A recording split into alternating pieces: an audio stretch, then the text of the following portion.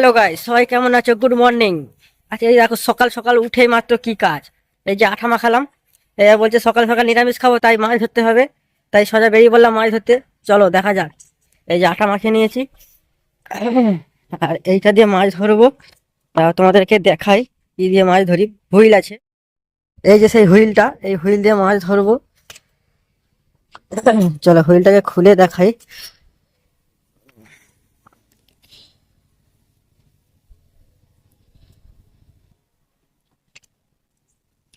এই যে এইভাবে খুলতে হয়, দেখুন কিভাবে খুলছি।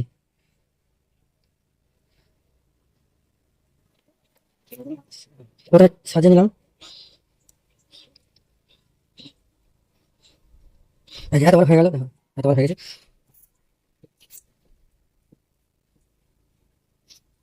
এবার খোলা কমপ্লিট, এবার শুধু চার গেঁথে ফেলার অপেক্ষায়। দেখা যাক কি মাছ হয়, তোমরা দেখতে থাকো।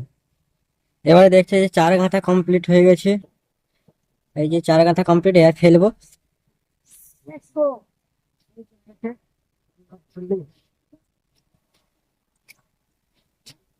তাহলে দেখা যাক, অপেক্ষা করা যাক কে বাদে না বাদে।